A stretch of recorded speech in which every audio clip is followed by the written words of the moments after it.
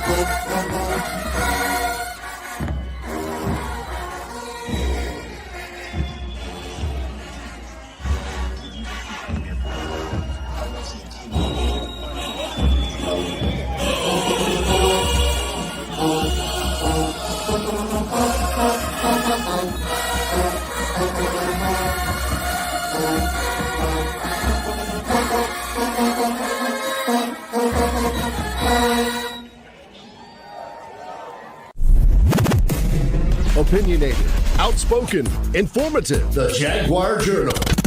Your source for the latest information on Southern University sports and SWAC athletics. A Baton Rouge sports talk tradition.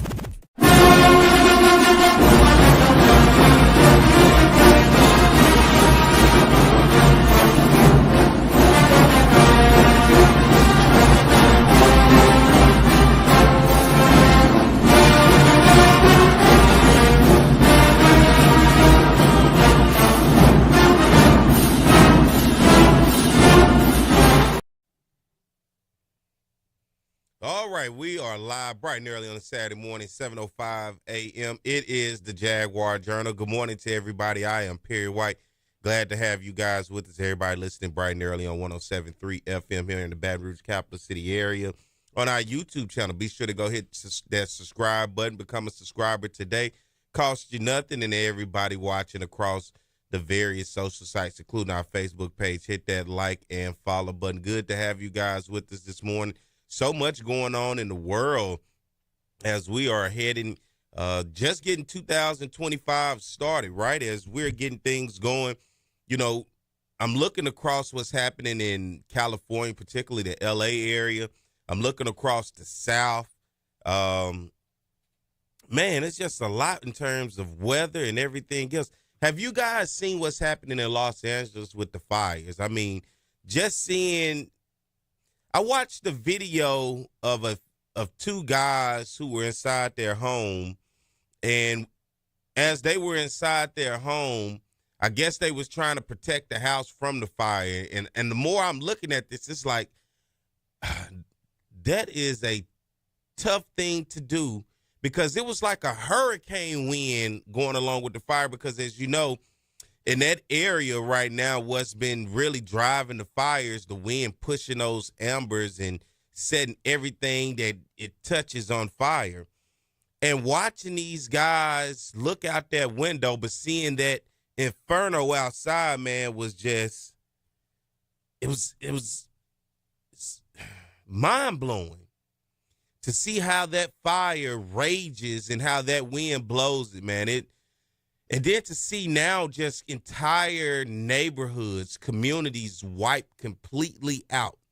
Now, I know in different areas of the country, you know, it comes with certain things, right? In the Midwest, we all know, and particularly here, even closer to the South, tornadoes. One thing I had to get used to being here in Baton Rouge there's no tornado sirens. Living in Arkansas and in Illinois, you got tornado sirens. You always had on Wednesdays at 12 o'clock, they did the test right? It blares out and it says this is a test of the National Warning System, National Weather Warning System. It's a test and only a test. People who are in those areas know what I'm talking about, especially small town communities who have those tornado sirens. But, that was one of the things I had to get used to being down here in Baton Rouge in particular was when I first got here, I said, you guys don't have tornado sirens? And it's like, well, we typically don't get tornadoes here. But what I did have to get used to here is in this particular region, you have to deal with tropical storms and you have to deal with hurricanes. And that is a different type of preparation.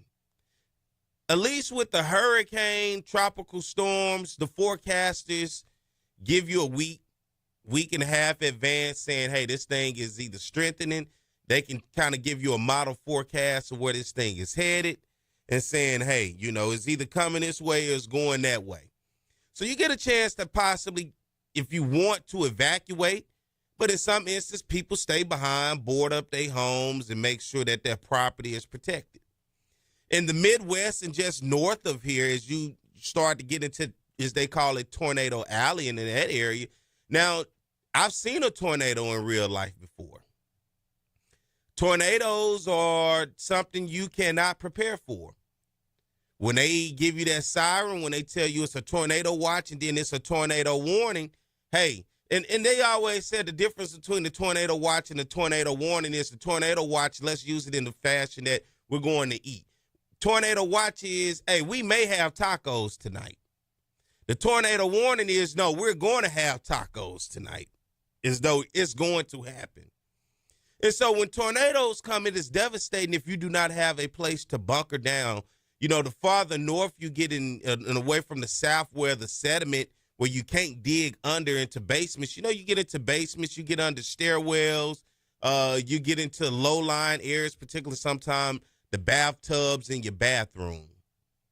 But as you look at that, tornadoes still, you see storms as they come and they let you know, hey, this is probably going to be one of those type of days.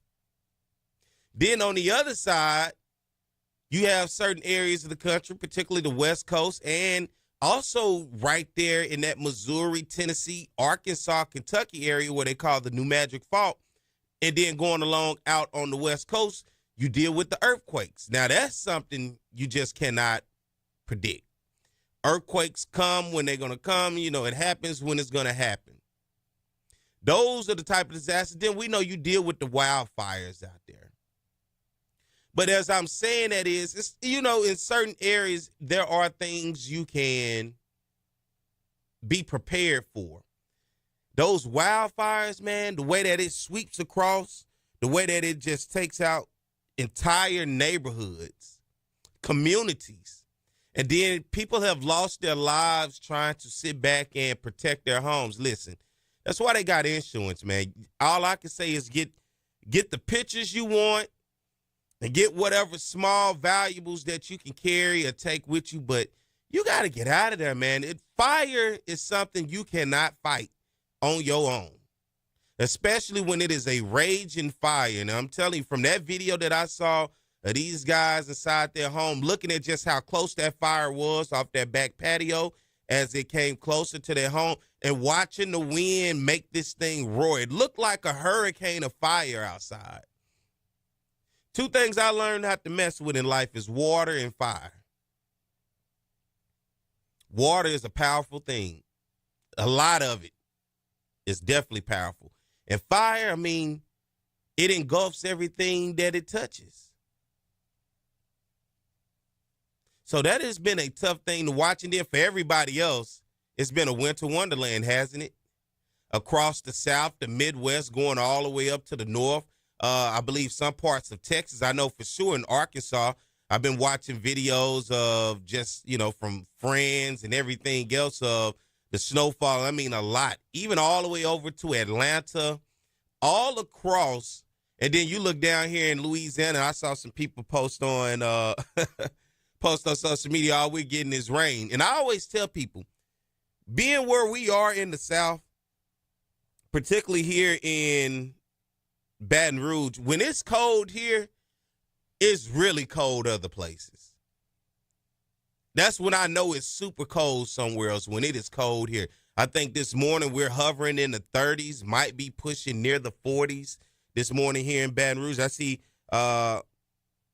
snow in Virginia overnight last night.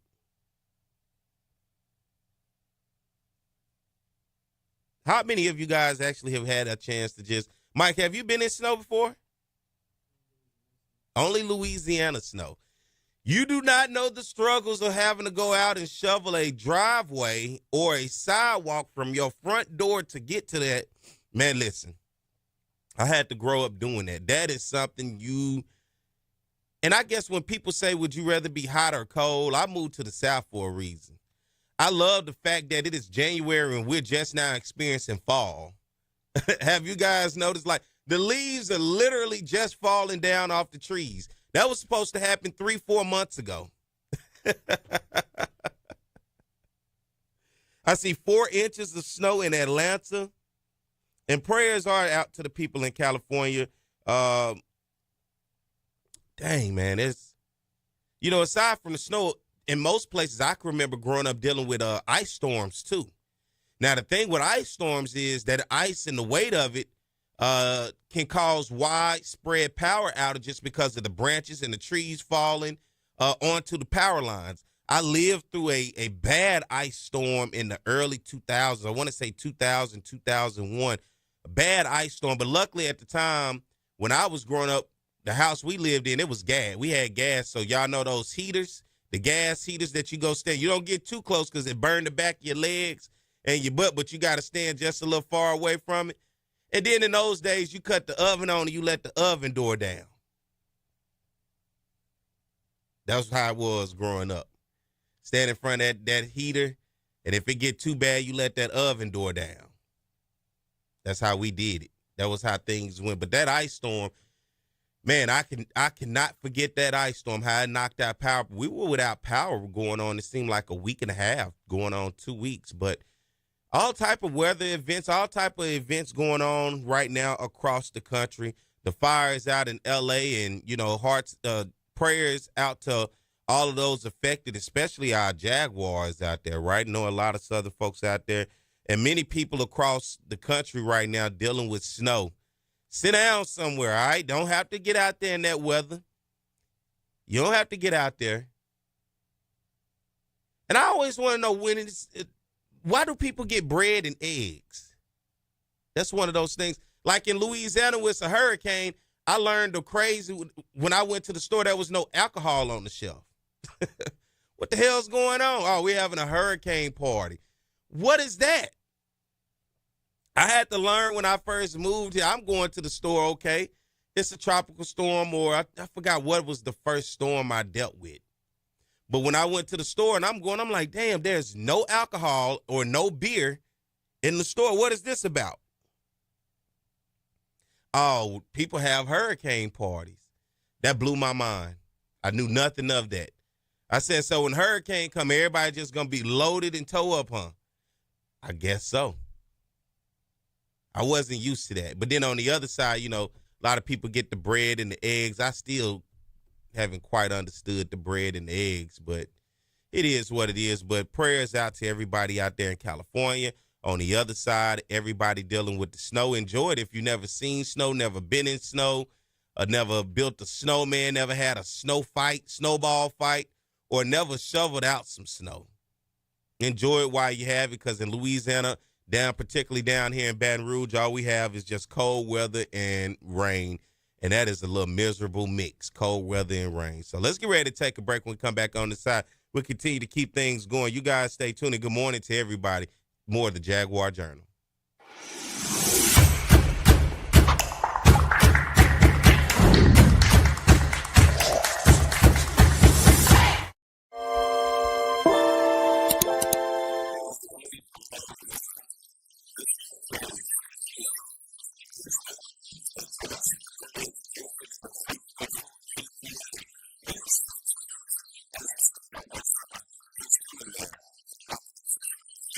Quincy Richard as the quarterback. And Don, this is a man who's really changed his game from last season, and he's a graduate student as well. Yes, he has, Bob. Quincy Richard has matured into the unquestioned leader of this Southern University offensive attack. 10 wins this season, and he set school marks for passing yards and touchdown passes. And Bobby's had a lot of help. Only 5 sacks on the season. He earned his undergraduate degree back in August. He's taking some master's classes, and he wants to be a lawyer.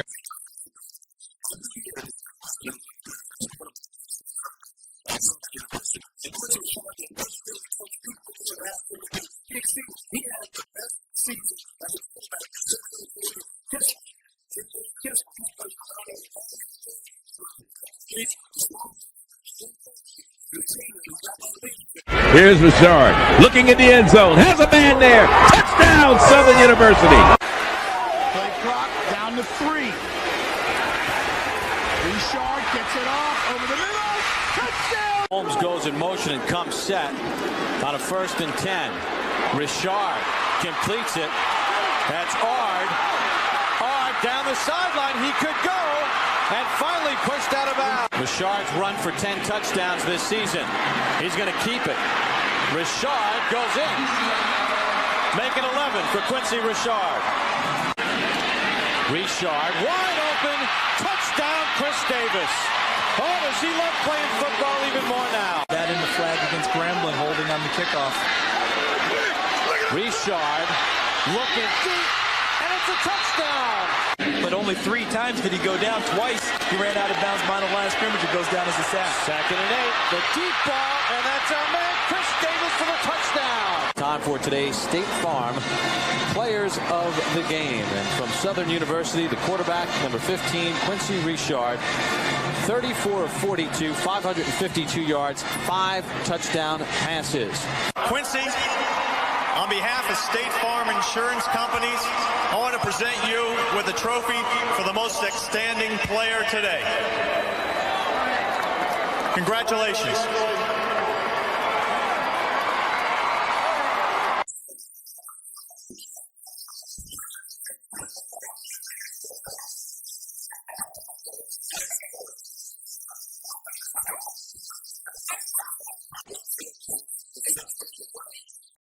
All right, we're back. It is the Jaguar Journal, 7:19 a.m. Glad to have you guys with us. Of course, I'm Perry White. Hit that subscribe button on our YouTube channel for those that are watching there and follow and like on our Facebook page. Good morning to everybody listening to 107.3 here in the Baton Rouge capital city area.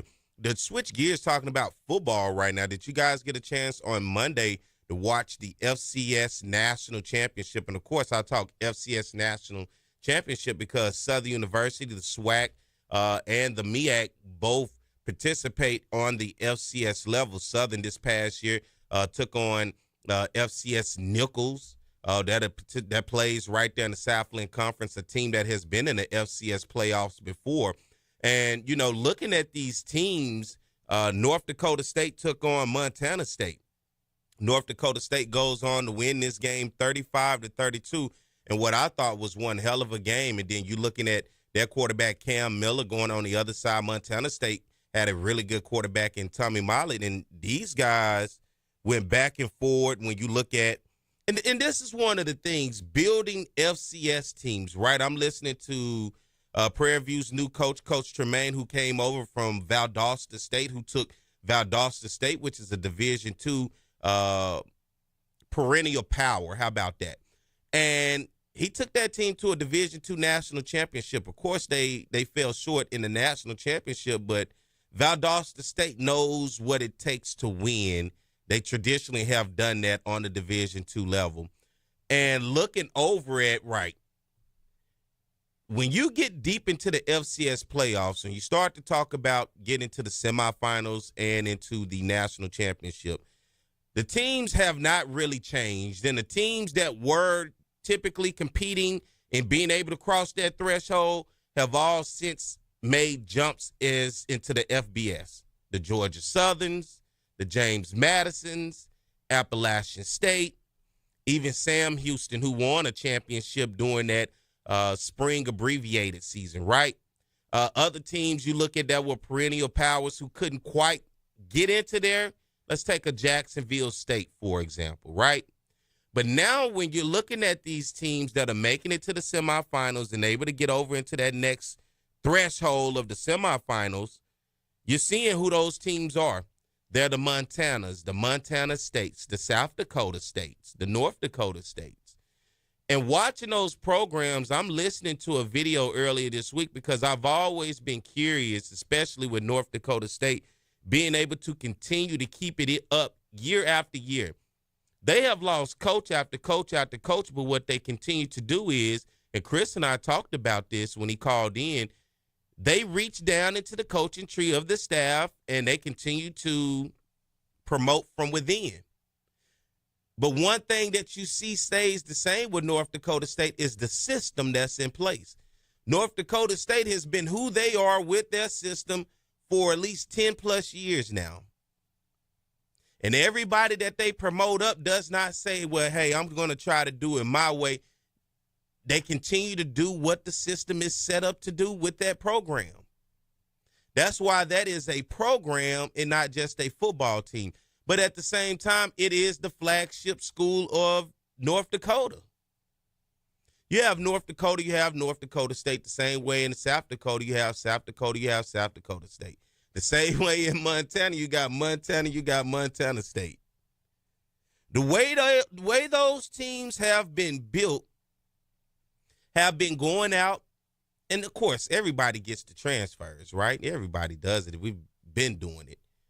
But they go out and they get that talent, underrated talent from right there around the Midwest, and they develop it up. And you see that success. Those guys that they're getting on that O-line and D-line that wreak havoc aren't household names coming out of high school. They get those guys, they put them through a system, and they develop them up. Now, some of those guys, of course, like many, as I said before, they bring them in and they develop them. They bring them in, they come through the transfer portal. You get the best of both worlds, right? But most of all, it's the developmental process that they do and that they have that keeps them on top.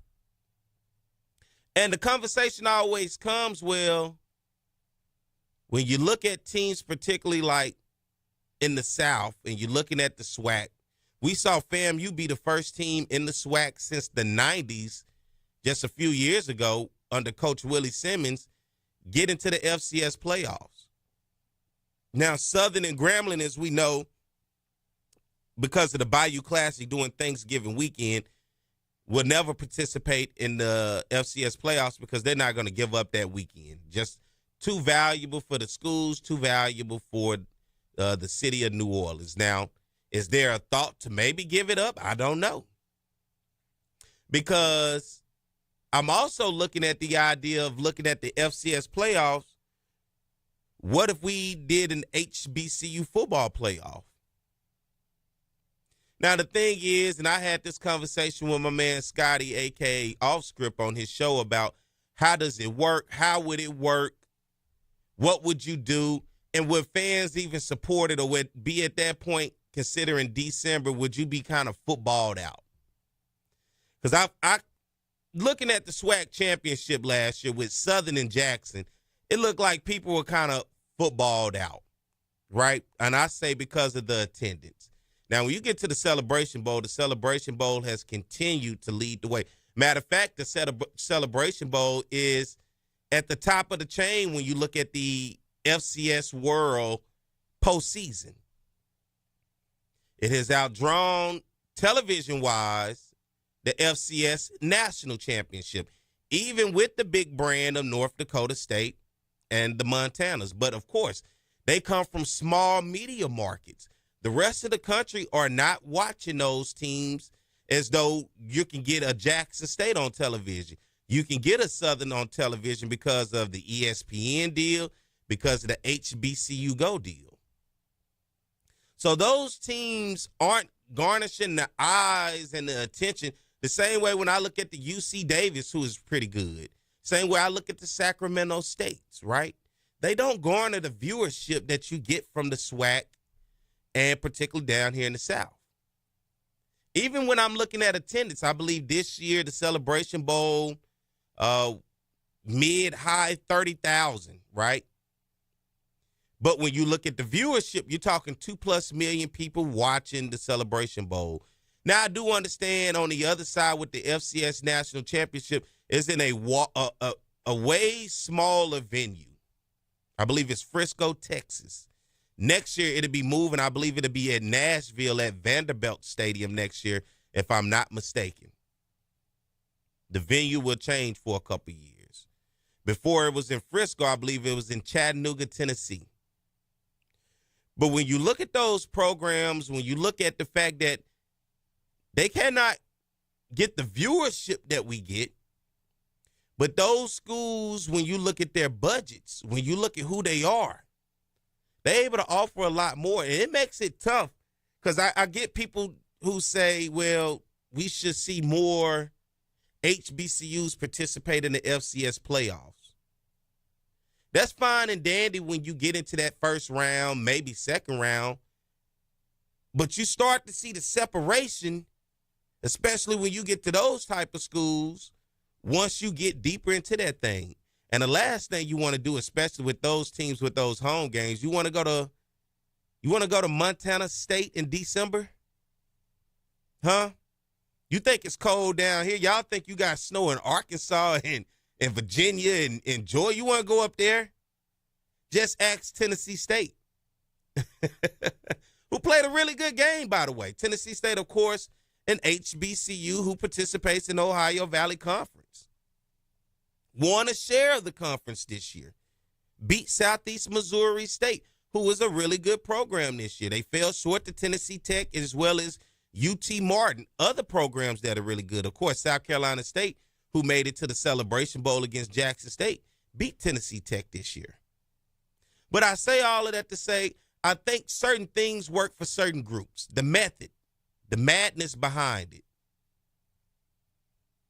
There's only so far we can go. And as good as Jackson State's team was this year, who crowned the Celebration Bowl champion and the HBCU national champion, how far would they have really gone in the FCS playoffs? I don't think they can hold a candle to North Dakota State and Montana State. Even South Dakota State. Now, I think there are some teams out there that Jackson State, as the Black College National Champion, could have beaten this year. And I want to see Jackson State, especially with the way that it seems that they build it and where they're headed.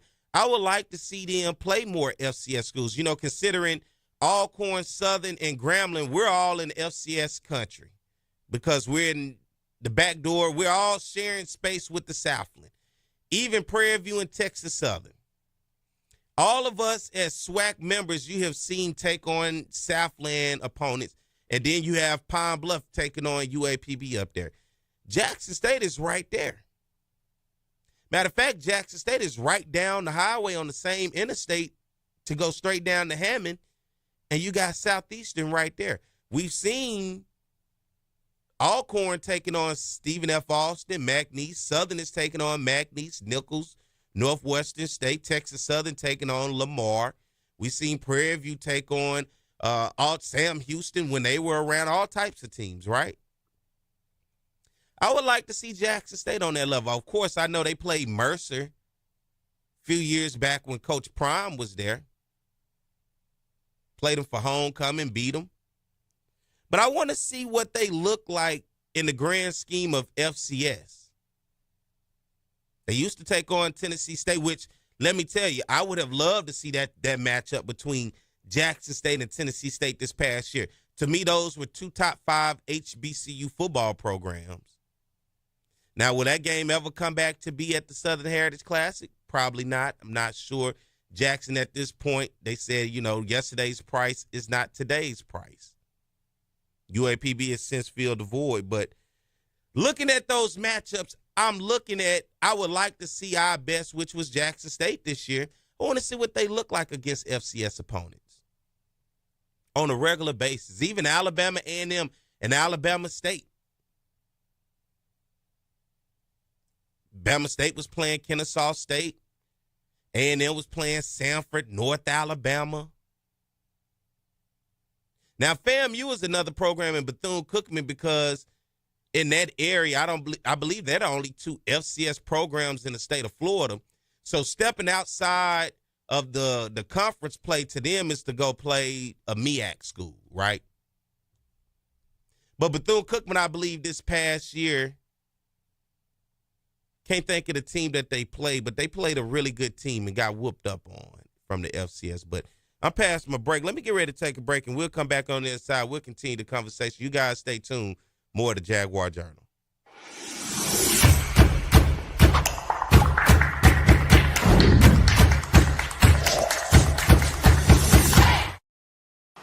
It's On the Yard Sports, and I'm Perry White, and what I need for you to do is go follow and subscribe to our YouTube, Facebook, Instagram, as well as Twitter right now. T.R. Ricks is a fifth-year senior who's getting his first chance to drive the train that Bob talked about. And right now, he's driving it quite well because the Southern Jaguars are kicking butt in the SWAC conference. As Bob mentioned, 6-0 overall in the SWAC, and T.R. Ricks has played so well, over 2,000 yards passing. In the last 3 games running the football, he's been over 100 yards on the ground. The respect factor that he gets from his teammates is incredible. As a fifth-year senior who's never started, they elected him captain.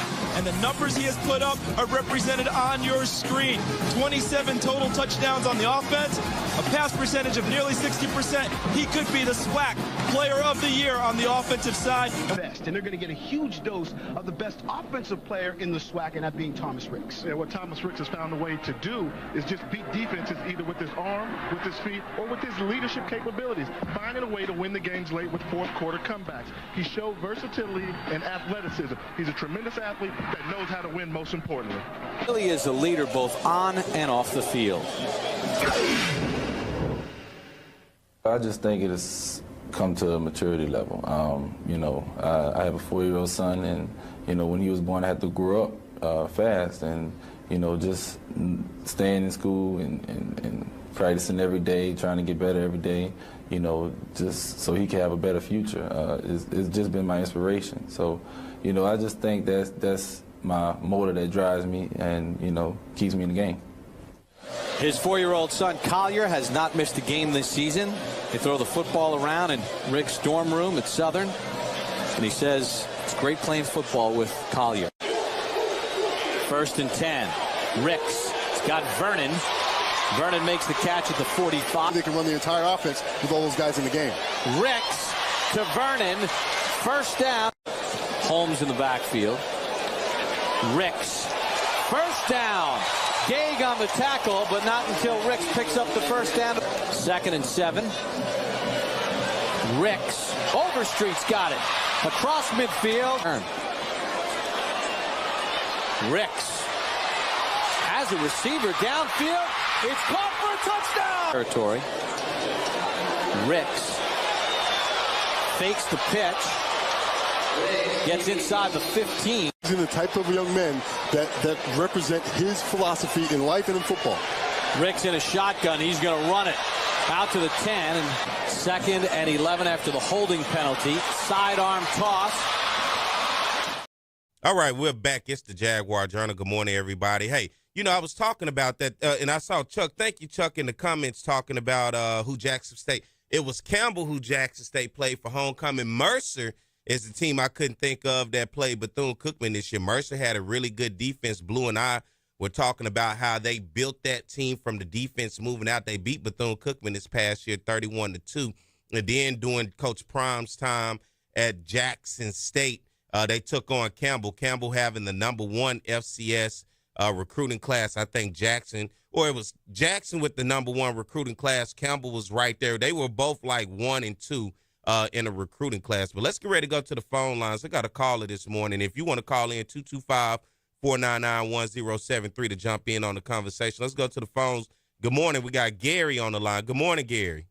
How you guys doing this morning? I'm doing good, man. How about yourself? All right, look, I want to talk a little Jaguar recruiting. I know they got Asbury out of Southern Lab, a good scat back, running back. We need a running back like that. That's a 1,000-yard back. What about, can you guys don't comment on their recruiting so much. I know they hush on recruiting, but have they got any good defensive linemen? I know they had a lineman that was all American. Is he coming back? All Black College All American, all FUS All-American. You talking about Kelby Givens?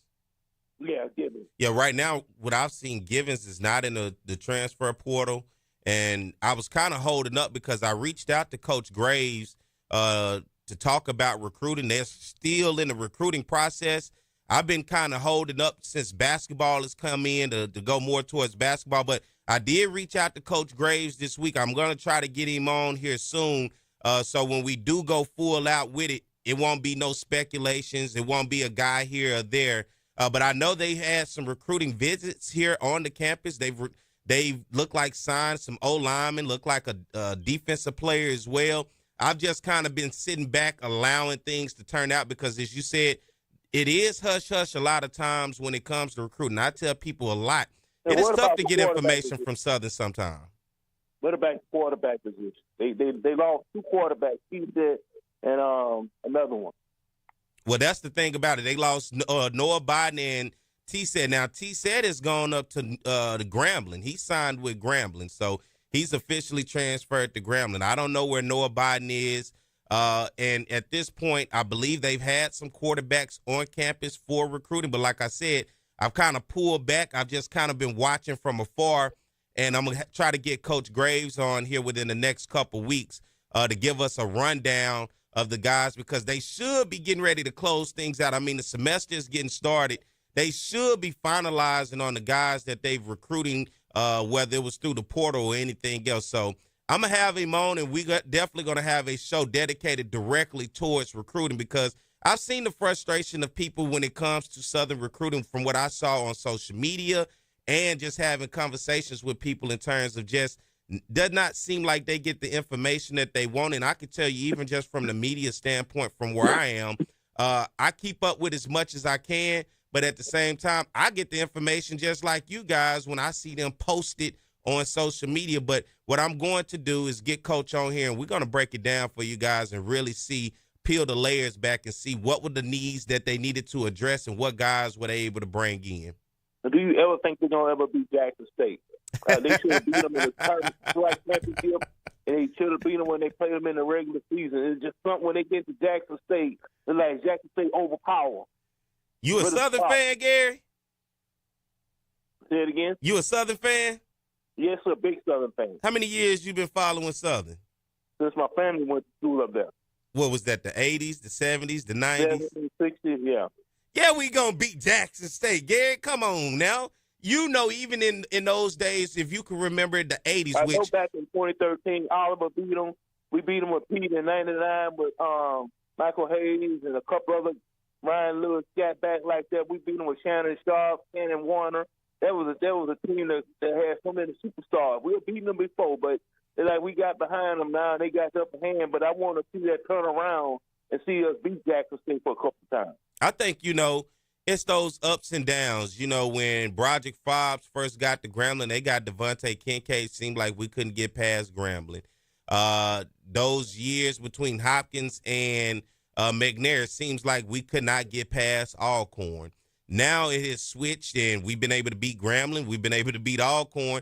Now we had our run with Jackson. Now on the other side, the same way we having that conversation, will we be able to beat Jackson again? Jackson was having that conversation amongst themselves when Southern was on that run from 2013 all the way up until right after COVID, when Southern was winning those games continuously. It goes through its ups and downs. Jackson State right now seems to have the leeway. They seem to have the swagger that they wanted back, and they got it back. Southern, think about all the transitions Southern has gone through since Jackson has gotten where they at now with Deion Sanders and now with T.C. Taylor. We have lost Coach Odoms. Then we had Coach Rollins. You go through Coach Dooley. Now you have Coach Graves. That's 4 coaches. I think he's going to be the missing piece to Southern coming, bringing back a big-time program, winning the Black College National Championship again, like Pete used to do. He used to just step up there and take it. You talking about Coach Graves? Yeah, I think he's the next one to win the Black College National Championship and win the SWAC and stay right there at Southern with continuity and building that program up. What you like about Coach Graves? He's a good recruiter. He's a good coach. He's down to earth. Looks like he just come in. They promoted him as interim coach when they fired Dooley. He beat Grambling in the Bayou Class. He come right back along and beat him again, and he went 8-5. I thought a couple of games they could have went about. A couple of games they lost. They could have won. They could have been 10-3, a 9-4, but they lost a couple of games. I thought they should have won. And so, does that then answer your question? Do you think we're gonna beat Jackson State? I think we're gonna get them. We get a good recruiting class. And Woods is, I think, the little freshman that they had in there a couple of weeks, a while back ago. Woods, the little quarterback. Yeah, Jalen Woods from Georgia. You talking about Jalen Woods, right? Yes, sir. The quarterback that plays for Southern. Mm-hmm. But yeah, man. Hey, Gary, thank you for the call. I got a couple more guys lined up, couple more people lined up, man. Appreciate you calling in, Gary. Don't be a stranger, all right? All right, let's go to the phone lines. Let's go to Chuck. Good morning, Chuck. Good morning. I'm going to be quick. Some of you were talking about, Grambling and Southern say they never participated in the playoffs. Grambling used to do that. They used to play the Bayou Classic before Thanksgiving. See, back in 1980, Grambling played Boise State, who is now on the level they are now. Boise State was in the NCAA Division I AA playoffs in 1980. Grambling lost 14-9. They went up in the Stowe to play them. That's when they had Trumaine Johnson, and Everson Walls, and Albert Lewis, all those guys, and Doug Williams' brother Mike was quarterback, and they were on that team. And then '85, they played Arkansas State. I remember that one. That's when Coach Eddie Robinson broke Bear Bryant's record that season. They lost to Arkansas State in Jonesboro, Arkansas, 10-7. And then I remember the '89 season. That was the last time they played in the playoffs. That '89 season, they lost to Stephen F. Austin, 59-56. And that was with Clemente Gordon and Andrew Glover and all those guys. Jake Reed was on that team. And they were having that Stephen F. Austin team lost the national championship to Georgia Southern that year. Georgia Southern, that was Irk Russell's last season. That's who built that Georgia Southern program. The guy who was defense coordinator when they won that '80 national championship at the University of Georgia, the Junkyard Dog defense. Irk Russell, that was his last season. He went out with a national championship beating Stephen F. Austin. That was a close ball game, too. But, those teams were in, and you talking about Montana State. I'm going to land on this one. Montana State beat Louisiana Tech for the '84 national championship. That was the same season that Tech beat Mississippi Valley with Jerry Rice and Willie Titan, and then beat Alcorn that second round in the playoffs. And Montana State ended up beating that Louisiana Tech team in '84 for that 1AA national championship. I'm going to land on that one. Hey, thank you, Chuck, for the call, right, man. You take care. All right. All right. Let's get ready to take a break. When we come back on this side, I got another call on the line. We'll get to you. Let's take a break, pay a couple bills. We'll be back more to Jaguar Journal.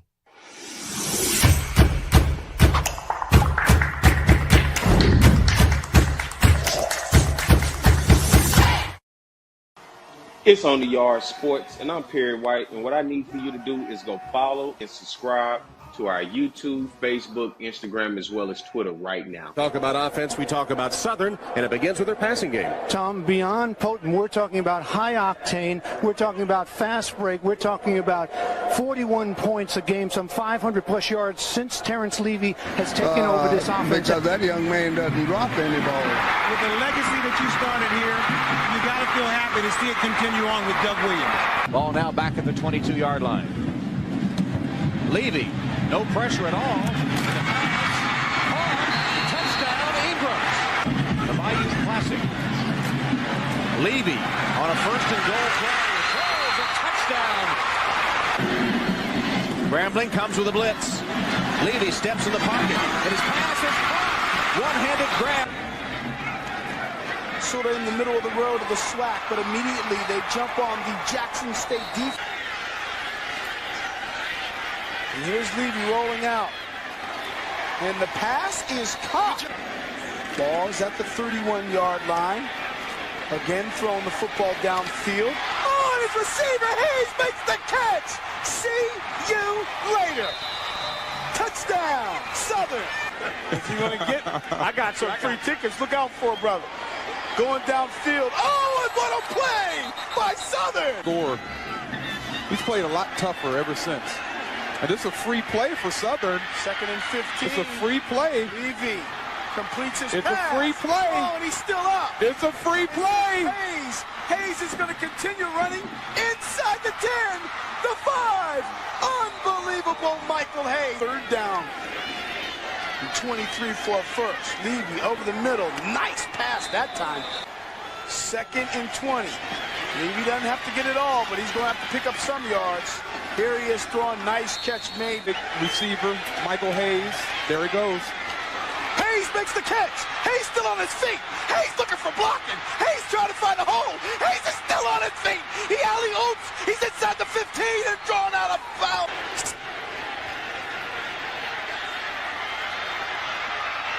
Touchdown.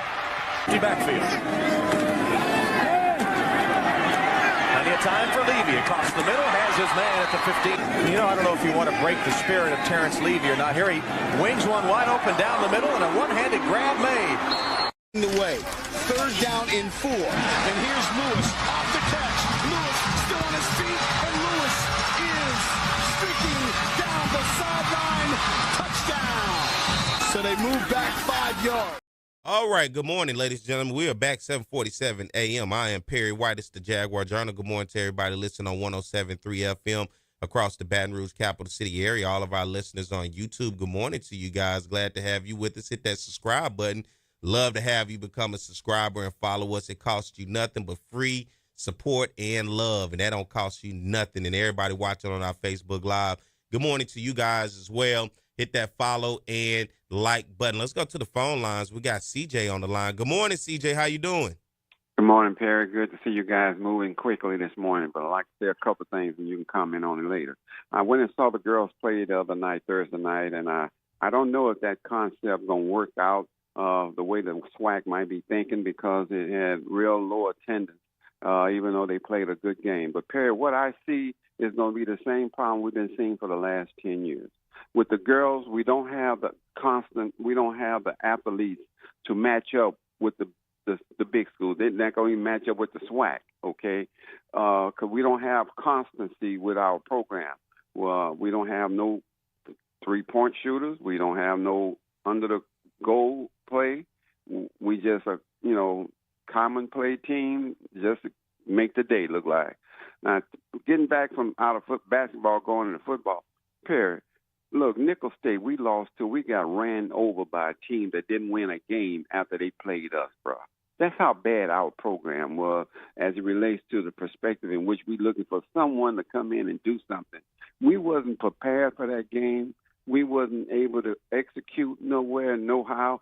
We wasn't able to go in and change things and make it where we could do something. It was just as bad the second half as it was the first half. So we don't have the players and we don't have the coaching staff look like in that particular situation to change things when we play these predominantly white coach teams. It's the same results every time. Even when we have athletes and we don't have athletes, we get the same problem. So until we clear that up, we're going to end up with the same results. What you think to clear that up, CJ? Yeah, we need to get a flashback, halfback. We need a quarterback that is consistent. And then we just need to get some better players. That's all I can say. Thank you a lot for taking my call. All right, thank you, CJ. I think a lot of times when you look at this, and I have said it constantly, I thought the McNeese game for Southern was a must-win. Southern was up 7-0 in that game before giving up 2 costly turnovers in that game that gave McNeese a 14-7 lead. And then, of course, Clifton McDowell, their quarterback who transferred in, ran in for a touchdown. McNeese beats us 21-7. On the other side was watching, as CJ just said, the shellacking that we got to Nichols, right? And I have said this consistently on this show that looking around at Southern has not beat a team in the state of Louisiana not named Grambling in about 20-plus years?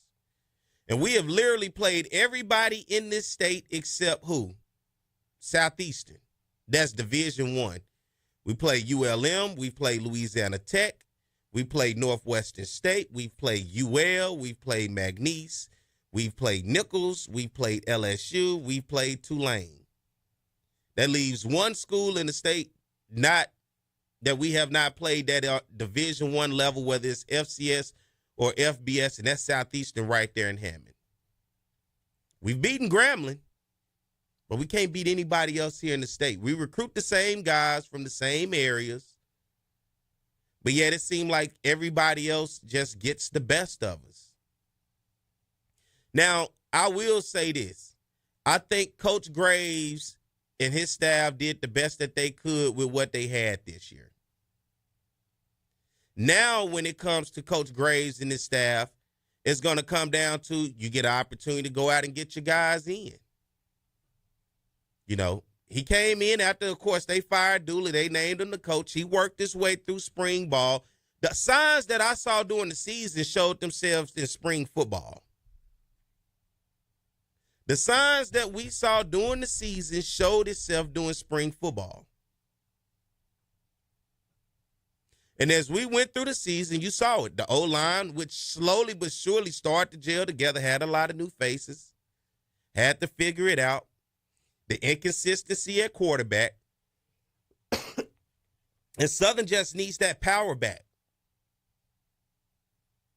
Now, Southern's defense, of course, has been solid. Has not been great, but it has been solid for the past 3 years. Solid enough that if the offense could ever get it going, Southern could be, for me, I wouldn't say a legit FCS team, but I say a legit SWAC team. I think Southern has a way to go to be a legit FCS team. You know, when was the last time Southern was in the top 25? Right? Last I looked, 3 teams, I believe, out of the HBCU landscape finished the regular season in the top 25. Jackson State, Tennessee State, and South Carolina State. And I like what Prairie View coach said. Coach Tremaine saying, you know, I'm looking at my team to be better than HBCU good. I have preached that over and over and over and over and over. It really does bother me to just say HBCU good, but it goes back to what I guess I said earlier. We have made a commitment not to go to the FCS playoffs. We have made a commitment towards the Celebration Bowl.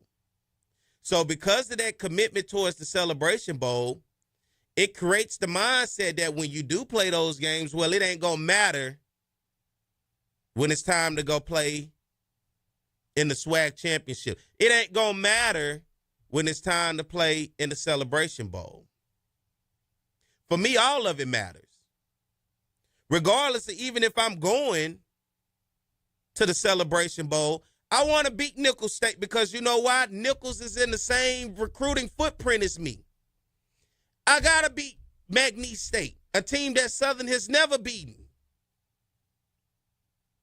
Because they are in the same recruiting footprint. It goes beyond that, okay, at the end of the year, it ain't going to matter. It ain't going to change the trajectory of where we're going because I still have a championship. The mindset has to change. I want to be a really good FCS football program. I want to be really good on a lot of stages with these different athletic programs. I'm not just looking to be good to say we made it through the SWAC in any sport and then we made it to a SWAC championship and then that seems to be it. Because that seems to be the journey across most of these sports. Well, let's just say all of them. My mindset is to take it to the next level. How do we, and I've always said Southern, no doubt about it in my mind, should be a perennial power in terms of an athletic program in the state of Louisiana, considering the fan base, the support. I think we settled a long time ago just to be what we are today. And now we're on the back end of it. When it was really good and I think things could have went to another level, we didn't take it there. To me, Southern has I'm not going to say they have it now. I think we got a ways to go. Everybody else done caught up with us. Everybody got facilities now, at least most of everybody that's in terms of, let's just say even SWAC. But when they said SWAC stood for Southern Wins Another Championship, we were at our height.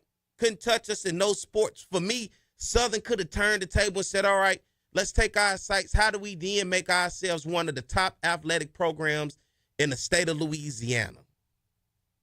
How do we go out and funnel and be able to get support from the community and the business community to be able to take our facilities and everything that we do to the next level. Because there was a reason a lot of schools wish they had the Jaguar Nation. Louisiana Tech, UL, ULM, and they supposed to be the big schools. I think we missed our mark. I think we still can get there, but the mindset has to change. The structure has to change. Let's get ready to take a break. We'll come back on the other side. We're going to talk some basketball, so you guys stay tuned. We'll be right back. More of the Jaguar Journal.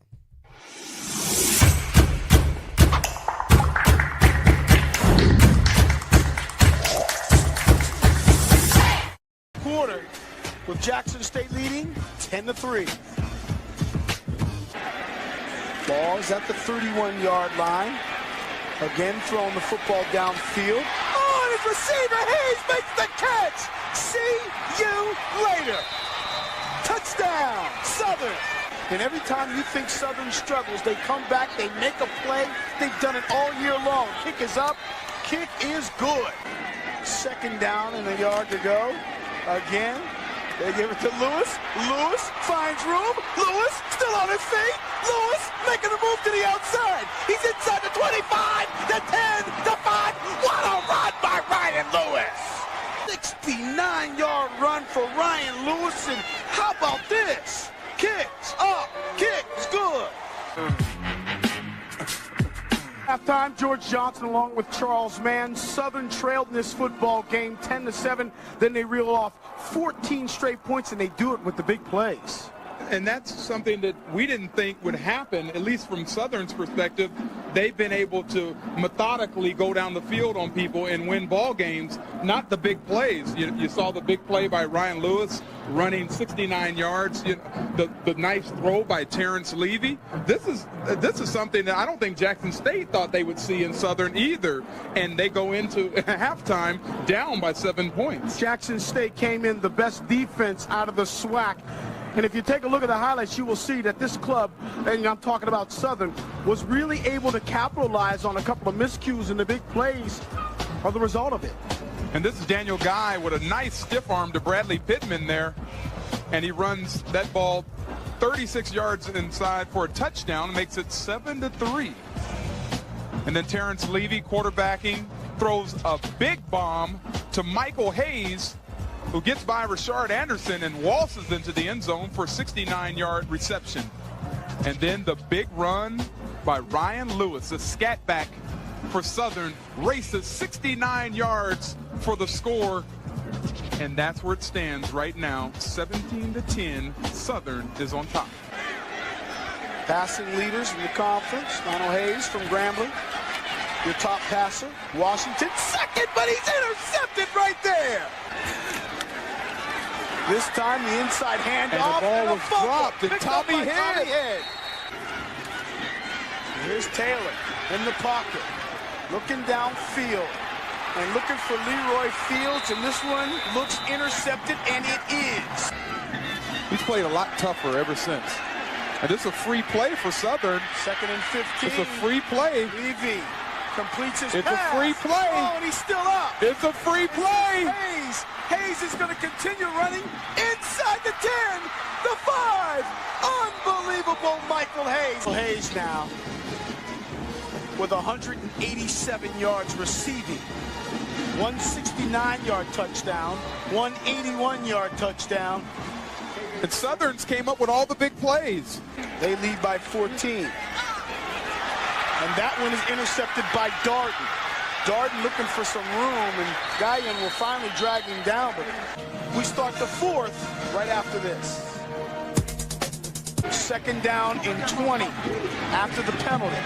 Oh, he's got a man wide open. Going into the corner. Touchdown! Reynolds attempting the point after. It's good. A 32-yard field goal. Kick is up.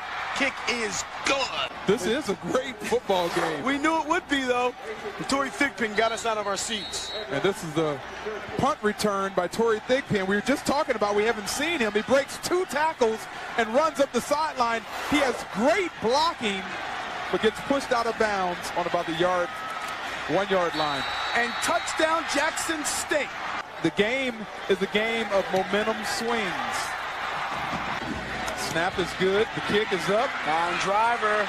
Yes, sir. The ball up to the big receiver, Michael Hayes. There he goes. Hayes makes the catch. All right, we're back. It is the Jaguar Journal. Good morning, everybody. 8:02 a.m. I am Perry White. Glad to have you guys with us. Good morning to everybody listening on 107.3 FM here across the Baton Rouge capital city area. Glad to have you guys listening on the radio. Turn them up as we get started on the 8 o'clock hour. Everybody else watching on our YouTube channel, good morning to you guys all across the nation. I've seen Virginia, Dallas, and everybody else checking in. So glad to have you guys in with us. Hit that subscribe button. It costs nothing. And for everybody watching across on our Facebook Live, glad to have you guys with us as well. Different platforms, different areas, giving everybody an opportunity to hear what we have going on here. And what we do have going on here this morning is a very special guest. He's no stranger to the show, and his team will have their conference home opener today. He is the men's basketball coach, the head guy at Southern University, my man, Coach Kevin Johnson. Good morning, Coach. Good morning, Perry. Good morning to all our listeners out there. As many people say, Coach KJ. How you doing, Coach KJ? You know, there's nothing better to do on a Saturday morning but to get up and be ready for some basketball. So I'm ready to go. You know, the mindset that you have, your team has gone out and played really well in the non-conference, getting victories over Louisiana Tech, getting victories over Tulsa. In the first hour, I was just having that conversation about athletic programs, particularly Southern, with its fan base and just the passion and the tradition and the history that it has behind its athletics program due to its fans. You are doing and seem headed to be in the right direction of taking Southern, and it's that conversation of not being just SWAC good, but being a good program, having a good basketball team, and not just focus on the HBCU side of it, the SWAC side. When you come into a season and you're looking at the schedule and you're looking at non-conference, but at the same time looking at conference, and you know that non-conference schedule is going to be tough, as you and I have talked about the amount of top 25 teams that you guys have played, but you didn't go in those games and you did not lay down. What is the mindset that you go in and tell a team, even when sometimes it seems like the odds are stacked against you? Well, you know, when we recruit these young men, Perry, their dream, 90% of the time is to, play at the highest level and play against the best competition. And so those are the games that they look forward to and circle. And, so what we try to do is we try to put a plan together so that they can have some success. And like I said, I'm really proud of how these guys have approached that part of the season and even this initial part of conference. And that's a mentality that, we're trying to work with. I want to ask this question as it relates to SWAC basketball, because you're now familiar with the conference and getting really familiar with the talent that's around this conference. How tough is it for this conference going out playing outside of the conference? Because, of course, we continuously get that first 16 in, right? Many other conferences, they kind of skip over. But for us, how tough is it for us as a conference when we go play those other teams outside of the SWAC? It's extremely difficult because you look at all of our non-conference records, right? Nobody has a winning non-conference record. And it's really difficult to manage your team through that. I was having a conversation in Houston last week with Rob Lanier, friend of mine, the head coach at Rice. And I like the spin he put on it. He said, Jackson State beat us last year. He said, this year Alcorn had us beat. They hadn't won a game yet. And then he says, we played Prairie View. They had us beat. He said, I'm watching your team practice. You'd have us beat. He said, but the issue becomes you're non-conference and you travel so much, it takes so much steam out of you that some of those games that you could possibly win, you can't get them just because of the management of travel. And so, I spent a lot of time thinking about that, but I've never had it put to me that way. But I think he's right on the money. what is the management of travel like? Because a lot of us, we just see the teams. We see that you guys go play the games, but we don't see the behind the scenes. We don't understand as fans what it is for Coach Kevin Johnson and his team to get on the plane, to get on the bus, and go across the country to take on these different teams all over the place, and then leave one place, then go somewhere, switching time zone. What is that like to manage that, and how tough is that on student athletes? Well, I try to give you a small example. So our last non-conference game, Nebraska, we have to get up at 4 in the morning, catch a bus, drive to New Orleans, catch a Southwest flight to Omaha, and there was a connection, I want to say, I think in Houston along the way. We get into Omaha. We have to take an hour and 20-minute drive to Lincoln, and it's snowing and freezing cold, and we check into our hotel. We got about an hour to get off our feet, and then we have to go to the gym to practice, and then we have food delivered to the hotel about 9 o'clock. And then the next day is your game prep. And then, that was I believe that game was at 8 p.m. It was a late game, tip-off. And so we get out of the arena at 10:30, and we're up at 3:30 the next morning to drive back down to Omaha to catch a 6 a.m. flight to fly back to Baton Rouge. And this is the week that opens up conference play. And that's just one trip and one example. But, when you do that so often, it takes steam out of you. It's difficult to manage. And I tell people all the time, if you look at the P5 schedule, if you look at LSU's non-conference schedule, they play 98% of their games at home. The reason they do that is to stay away from the stuff that I just told you about. So when I was talking to Coach Lanier at Rice, and he was, making, I guess, his view, his perception, he was making his point about, what we have to do in the SWAC, it really set home with me. And, you guys, you bring home the checks. You go out, you play those teams, you bring home the checks. And on the other side of that, what would it take from a commitment from athletics and our fans to be able to get more home games and get nice opponents at home? Because I know we were supposed to have Arizona. Something fell through. We ended up having to go to Arizona. It was part of that at the time, that Pac-12 SWAC. HBCU. Yeah, agreement. And, of course, the Pac-12 has since kind of fallen apart, and teams have gone other places in different conferences. But what will it take for the commitment for us to then get notable opponents at the Mini Dome, the F.G. Clark Activity Center, and get our fans behind it? Because that's one of the reasons why I have you on here this morning, to motivate the fans to show up today for this conference home opener against FAMU. But for those non-conference games, if we get notable opponents to get them in here, what do we need to do in order to make that a success to keep you off the road as much? The answer for that is simple, Perry. It's money. We go play that game at Nebraska, but that the check that we get for playing that game is is a six-figure check. So money. You want home games, they cost. They come at a price. And so, a lot of the schools in our league, use that. They have to play those games to supplement their budget. So it's a dollars game. So even if we had a packed house, it probably wouldn't even amount to what you're getting going to play Nebraska. Well, you got to keep packing those houses because every little bit helps, And I guess that's where you come in at with the winning, bringing home championships and then going beyond. Now, your thoughts on, we look at our RPI as a conference, because you talked about nobody came out of non-conference with a winning record, but you guys had the best record coming out of non-conference with 5 wins.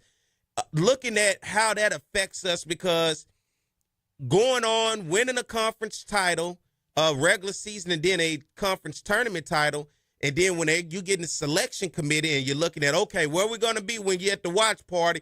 And then, boom, they send you in that first 16. Will we ever be able to improve it if we constantly have to go get those checks? Well, you can improve it, and that's one of the things that can help you when you play those kind of games. I give an example. We were in a conversation last spring with Commissioner McClellan, who's on the NCAA selection committee, right? Yep. And so if you look at what we did in the non-conference last year, we had a quad 1 win with the win over Mississippi State. They were ranked top 25. We had a quad 2 win over UNLV. And so if we were able to be a part of the field last year, I don't think we would have been a 16 seed. So, in fact, Commissioner McClellan thought we would have had a chance to be as high as a 14, which I don't know if you know the history of the 14 seed, but that's the best chance for an upset. So they say. I'm looking at that because I want to see, and you tell me if you want to see it, the day Southern and LSU tip off in the F.G. Clark Activity Center. What you laughing about, man? Let's make some money. LSU help us make some money. Yeah. Look, we would love to see that. We would love to see that. And I think everybody on our end, everybody that supports Southern and represents Southern would love to see that also. And but I don't know. I don't know if that'll ever happen. I would like to play them, anywhere. But to get them to come to F.G. Clark, that would be a real treat. That's a real treat. And I think that is something Baton Rouge needs. We went over and played them in football, right?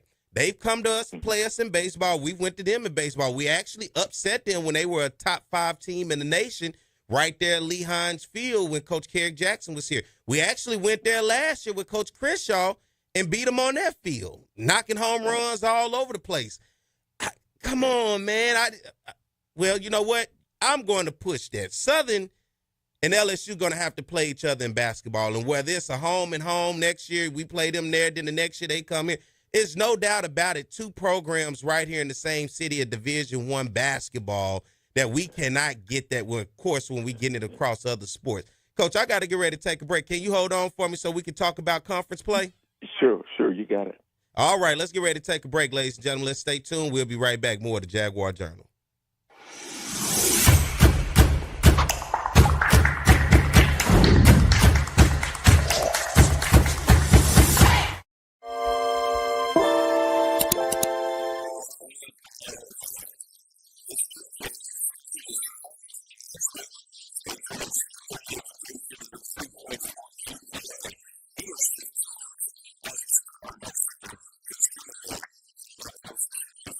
Quincy Richard is the quarterback. And, Don, this is a man who's really changed his game from last season, and he's a graduate student as well. Yes, he has, Bob. Quincy Richard has matured into the unquestioned leader of this Southern University offensive attack. 10 wins this season, and he set school marks for passing yards and touchdown passes. And Bobby's had a lot of help. Only 5 sacks on the season. He earned his undergraduate degree back in August. He's taking some master's classes, and he wants to be a lawyer.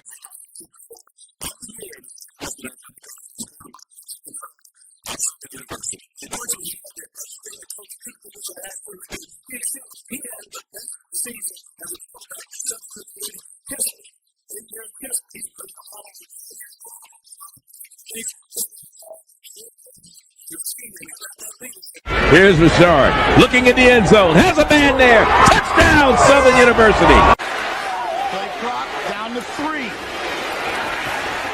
Richard gets it off over the middle.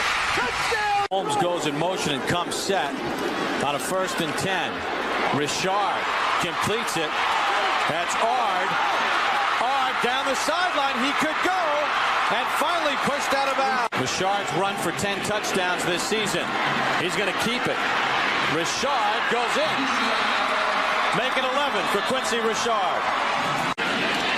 Richard wide open. Touchdown, Chris Davis. Oh, does he love playing football even more now? That in the flag against Grambling, holding on the kickoff. Richard looking deep, and it's a touchdown. But only 3 times did he go down. Twice he ran out of bounds behind the line of scrimmage. It goes down as a sack. 2nd and 8. The deep ball, and that's our man, Chris Davis, for the touchdown. Time for today's State Farm Players of the Game. And from Southern University, the quarterback, number 15, Quincy Richard. 34 of 42, 552 yards, 5 touchdown passes. Quincy, on behalf of State Farm Insurance Companies, I want to present you with a trophy for the most outstanding player today. Congratulations.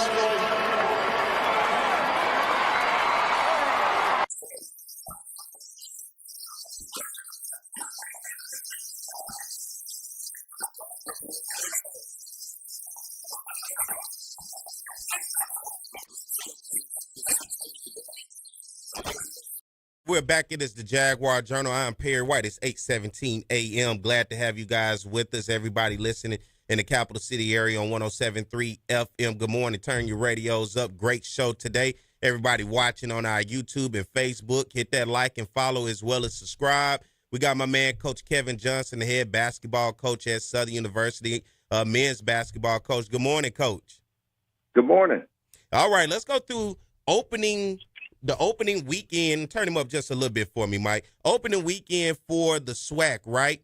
You guys went on the road, had to go over with this. They call it the Texas two-step. But let's look at other scores around the conference before we get to you. Prairie View was able to beat Grambling 73-55, Jackson State, and a close one with Alcorn on the road, 72-69. Alabama State, big victory over Mississippi Valley, 84-55. How about Pine Bluff going on the road, taking on Alabama A&M? The Golden Lions fall short, 89-79 by 10. And then Bethune-Cookman against today's opponent, Florida A&M. Bethune-Cookman gets the victory, 62-55. And now we talk about Southern. You guys having to go over to Houston, take on Texas Southern, a very tough team that we know traditionally has been a perennial power in this conference. And on the road is definitely a tough place for any team in this conference to have to go to Texas Southern and get a victory. And Coach Johnson, you and your team was able to get it done 67-58 in this ball game. You guys shot 23 of 52, shooting 44%, 12 of 27 from the three-point line, shooting 44%,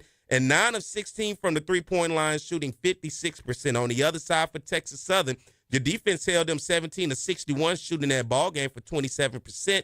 5 of 18 from the three-point line, shooting 27%, and 19 of 23 from the free throw line, shooting 82% in that ball game. Let's talk about that matchup real quick between you guys and Texas Southern having to go on the road in a tough environment. You know, I'm proud of our guys for the way they battled and fought in that game. And, you know, it was kind of a tale of two different games. I thought we did a tremendous job executing our defensive game plan at Texas Southern. You know, I know we made some shots, but our offense has to get better. But nevertheless, a tremendous defensive effort, and to be able to finish that game off, you know, on the road, I think you know, hats off to our guys fighting through and getting that done. You know, I played at Texas Southern before. You know, we got beat there last year, but at other universities I played there before. And for some reason, you can be up in the second half late in a game over there, and then that crowd, they take one play, and then they start getting into it, and they start bringing them back. I think it kind of the same thing kind of happened in our women's game, but I'm so proud of our guys for fighting off that crowd. So we need some people in the building today. Come early. Wear your blue and gold swag, and stay late, be loud, and stay on those referees. Yeah, you know, I've been to a Texas Southern and Southern's basketball game over at Texas Southern. Rowdy place, especially when they get in it can become really. I'm from the cheerleaders to the bands to the folks behind you sitting. It can be a really rowdy place, man, and a tough place to go get a victory. But you guys were able to get it done. And then on Monday, to the other side of the Texas two-step, but around the conference, of course, you had those rivalry games, Jackson State, Alcorn, FAMU, and Bethune-Cookman over the weekend, so you didn't have as many games on Monday. But Texas Southern getting the victory in overtime over Grambling, 71-66. You look at Alabama A&M keeping things going, getting the victory over Mississippi Valley State, 79-67. And then Bama State against UAPB in a close one. And a high-scoring game, a 2-point victory for the Hornets of Alabama State, 93-91 over the Golden Lions. And then, of course, you guys going over to Prairie View, Texas, taking on Prairie View, and it was close just like those other ones, Coach. You guys pull out of there 84-80 over Prairie View. And in this ball game, the Jaguars, your team shoots 33 of 62 for 53%, 4 of 14 from the three-point line for 28%, and 14 of 27 from the free throw line, shooting 51%. You guys were able to get 17 fast break points, 58 points in the paint, able to dominate in the paint in that game on the other side for Prairie View. 25 of 46, shooting 54%, 8 of 16 from the three-point line, shooting 50%, and then 22 of 31, shooting 41% from the free throw line. Looking at your team, you never trailed in this ball game, and your largest lead was 15, but Prairie View made it close at the end, Coach. Yeah, they always do. Prairie View's always going to play us hard. A lot of things going on there, but I think the difference in that game was you talked about our points in the paint. Our execution was really, really good against Prairie View, and we got a high percentage of shots.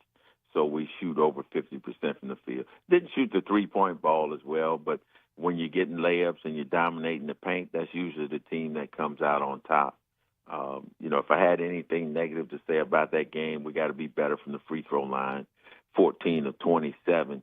I mean, that game ended up being a 4-point game, but should not have been. But hopefully our guys learn from that. We spent a lot of time working on free throws this week, so we know if we're going to be good down the stretch, we got to make our free throws. But to open up the weekend, I told our guys, I said, some people are going to be 0-2, some people are going to be 1-1. What are we going to be? And they accepted that challenge.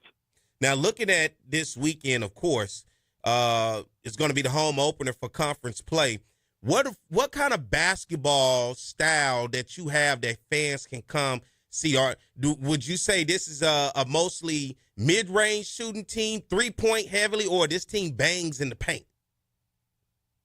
I wouldn't consider us a banging team, but what we want to do is, we want to play hard. We want to get after you defensively.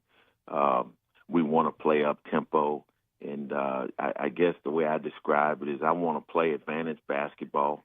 If we're driving the ball into the paint and the ball has energy and the ball is moving, then we're at our best, and that's a fun style to watch. And so that's what I'm looking forward to getting into the game today.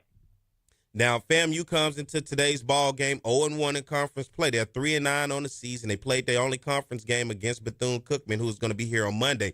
FAMU in that game against Bethune-Cookman shot 20 of 51, Coach, for 39%. They jacked up a lot of threes, 29 threes, 7 of 29 from the three-point line, shooting 24%, and 8 of 12 from the free throw line. When you look at this FAMU team today in this home opener, what do you see from them?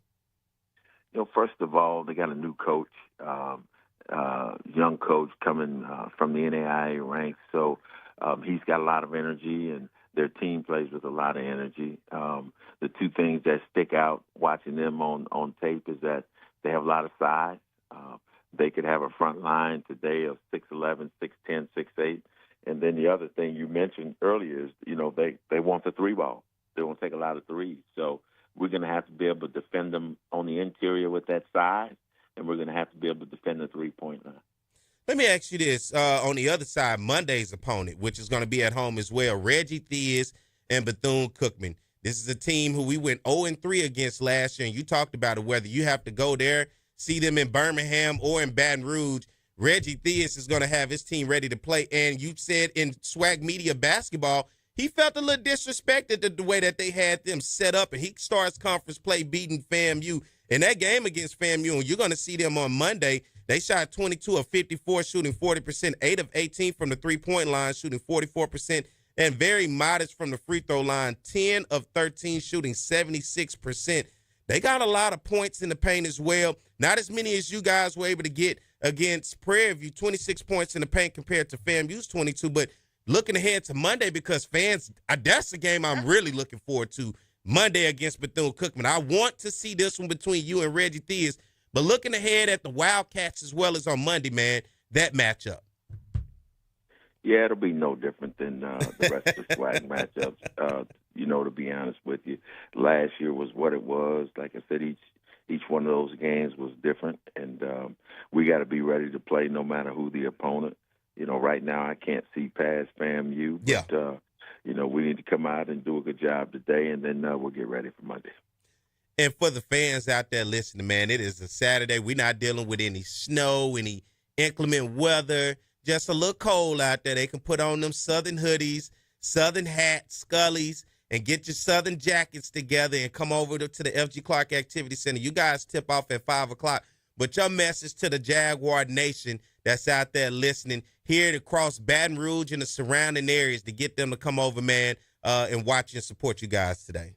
You know, there's a couple of other schools that are bragging that they have the best home court. There's no doubt in my mind that the Mini Dome is the best place to play, and we have the best fans, the most passionate, the most loyal. And, you know, we want to get out there today, and we want to put it on the line for Jaguar Nation and those fans. And, you know, I tell you, you know, wear that blue and gold swag, you know. Come out in there and, you know, and shake what your mama gave you when that jukebox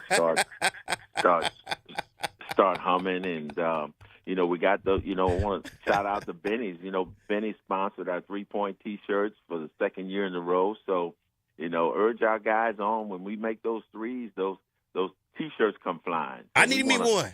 Yeah, we want to give out as many T-shirts as we can. And then I even want to talk about a new contest. Make sure when you come in the door today, you sign up for the Shoot for the Money. We've got a partnership with Exxon Federal Credit Union where they're going to give fans an opportunity to shoot for the money.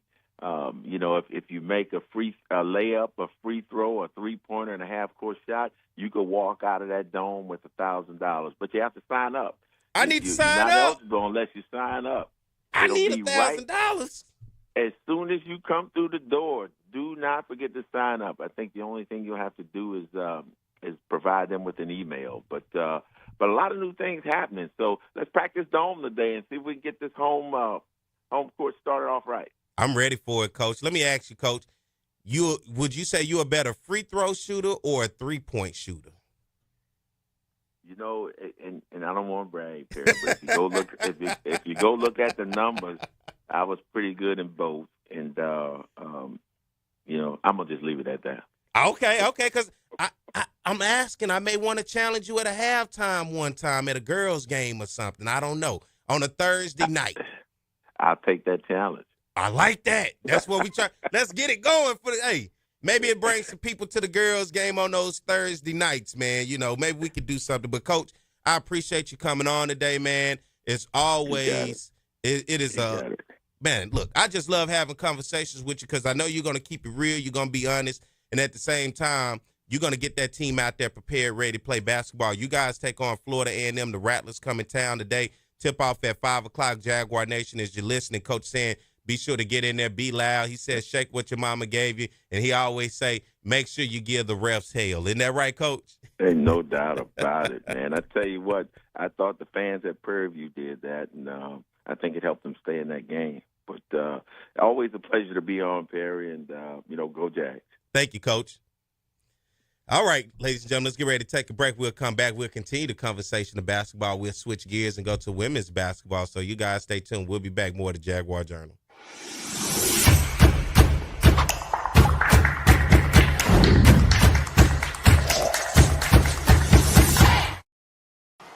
It's On the Yard Sports, and I'm Perry White, and what I need for you to do is go follow and subscribe to our YouTube, Facebook, Instagram, as well as Twitter right now. T.R. Ricks is a fifth-year senior who's getting his first chance to drive the train that Bob talked about. And right now, he's driving it quite well because the Southern Jaguars are kicking butt in the SWAC conference. As Bob mentioned, 6-0 overall in the SWAC, and T.R. Ricks has played so well, over 2,000 yards passing. In the last 3 games running the football, he's been over 100 yards on the ground. The respect factor that he gets from his teammates is incredible. As a fifth-year senior who's never started, they elected him captain.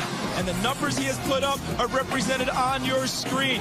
27 total touchdowns on the offense, a pass percentage of nearly 60%. He could be the SWAC Player of the Year on the offensive side. Best, and they're going to get a huge dose of the best offensive player in the SWAC, and that being Thomas Ricks. Yeah, what Thomas Ricks has found a way to do is just beat defenses either with his arm, with his feet, or with his leadership capabilities, finding a way to win the games late with fourth-quarter comebacks. He showed versatility and athleticism. He's a tremendous athlete that knows how to win, most importantly. He really is a leader both on and off the field. I just think it has come to a maturity level. I have a 4-year-old son, and, when he was born, I had to grow up fast and, just staying in school and practicing every day, trying to get better every day, just so he can have a better future. It's just been my inspiration. So, I just think that's my motor that drives me and, keeps me in the game. His 4-year-old son, Collier, has not missed a game this season. They throw the football around in Rick's dorm room at Southern, and he says it's great playing football with Collier. 1st and 10. Ricks. He's got Vernon. Vernon makes the catch at the 45. They can run the entire offense with all those guys in the game. Ricks to Vernon. 1st down. Holmes in the backfield. Ricks. 1st down. Gage on the tackle, but not until Ricks picks up the 1st down. 2nd and 7. Ricks. Overstreet's got it. Across midfield. Ricks has a receiver downfield. It's caught for a touchdown. Territory. Ricks fakes the pitch. Gets inside the 15. He's in the type of young men that represent his philosophy in life and in football. Ricks in a shotgun. He's going to run it out to the 10. And 2nd and 11 after the holding penalty. Sidearm toss.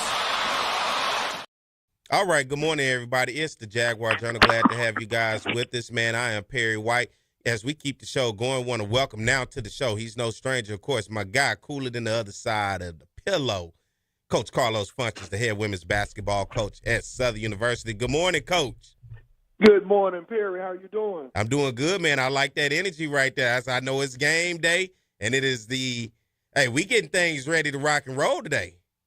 It's go time, man. It's time to go out and try to get this win. That's the plan. Let's look back. You guys were on the road last week at Prairie View and Texas Southern. Of course, I had you on the show. We talked about that win against former Southern coach at Prairie View now, Sandy Pugh. But then on Saturday, before we get to you guys, plenty of games around the conference, right? Jackson State got a victory on the road at Alcorn State, 67-64. Alabama State rolled over Mississippi Valley, 64-49. How about Grambling getting a big one over Prairie View, getting on track, 67-44. Alabama A&M, Coach Dawn Thornton over her former team last year at UAPB, where she had some success. She gets a victory now with the Bulldogs at Alabama A&M, 66-52 over UAPB, and then FAMU gets the victory over Bethune-Cookman, 62-54. Let's look at the ball game that you guys had against Texas Southern, a tough loss, 55-51, Coach. And in this game, you guys shot 20 of 62 for 32%. You guys were 3 of 19 from the three-point line, shooting 15%. 8 of 15 from the free throw line, shooting 53%. On the other side for Texas Southern, they shot 19 of 43 for 44%, 5 of 18 from the three-point line, shooting 27%, and 12 of 15 from the free throw line, shooting 80%. You guys were able to get 30 points in the paint and 3 points off fast breaks, but you led by as much as 15 in this game, and then at the end, it seemed like it was tough. And talking to Coach Kevin Johnson right before you came on, Texas Southern just a tough place no matter who has to go over there and play. It is. It's traditionally been a tough place to go over there and get a win. And we had total control of the ball game going into the fourth quarter. I mean, we had played pretty dominant defense. We were up by 15 at the start of the fourth quarter and just could not score, and they got scorching hot. They were 9 for 10, I think, from the field in the fourth quarter, and 8 for 10 from the free throw line. So, that's something we look back at it. We let one get away. Winning a game on the road like that is always big. But had to regroup. So the young ladies bounced back. I thought we played hard enough to win, but we just did not complete play down the stretch in the fourth quarter. As a coach, and you're coaching these young ladies, and you start to deal with adversity on the road in conference play in a game like that, it's a learning lesson. But what do you say to these young ladies to coach them up, Coach? And even when it's just like, damn, we just can't buy a basketball, it's just like everything going against us. From your perspective as the head coach, what do you say, and how do you try to get these things corrected? Well, you just want to be fundamentally sound on both ends of the court. You can't put people on the free throw line. You cannot turn the basketball over. The last 5 minutes of the game. In a tight basketball game, you have to get a good shot every time. Now, you might not make them all, but you want to get a good look. And defensively, be sound and solid. Don't put them on the line and rebound the basketball. If you do those things, most of the time you're going to be successful. You guys then bounced back Thursday. You finally had your home opener in conference play. And this year, of course, we know in women's basketball in the SWAC conference, Thursday nights, basically ladies' nights. The girls have, the young ladies have their own feature across the conference. And not only did you guys do it, but Alabama State went on the road to Alcorn State women getting the victory 61-54. Texas Southern goes on the road to Itabena and get a victory against Mississippi Valley 80-54. And then Alabama A&M takes on Jackson State. That was a matchup I thought was really good with Coach Dunn Thornton going against Jackson State. Of course, Tamika Reed no longer at Jackson State, but Jackson State still finding a way to get it done. And I thought Alabama A&M may have been hot enough to get it done, but not so fast. 10-point victory for Jackson State, 65-55. And then you guys open up at home for conference play, and you have Bethune-Cookman. You get the victory 73-56. And in this ball game, Coach, you shoot 24 of 57 for 42%, 4 of 18 from the three-point line, shooting 22%, and 21 of 27 from the free throw line, shooting 77%. On the other side for the Wildcats, their team shooting 18 of 43 for 41%, 6 of 14 from the three-point line, shooting 42%, and 14 of 30, Coach, from the free throw line for Bethune-Cookman, shooting 46%. What did you learn about your team after having to deal with adversity? You guys were able to put up 30 points in the paint as well as get 20 fast break points in this ball game, really commanding it. Your largest lead in this game was 28. Bouncing back after that loss on the road to Texas Southern, and then to get back on track at home in a conference opener against Bethune-Cookman. Yeah, we're going to have to continue to get better on both ends of the court, especially offensively. I thought we missed some shots that we should have made, but it's going to come. Each and every game, you want to gradually get better. And hopefully by the end of the season, you'll be really, really playing well. But, just being fundamentally sound, that's what it all goes back to, competing each and every night. We're going to play 10 or 11 players, so everyone has to be ready. We have a lot of quality depth on this team.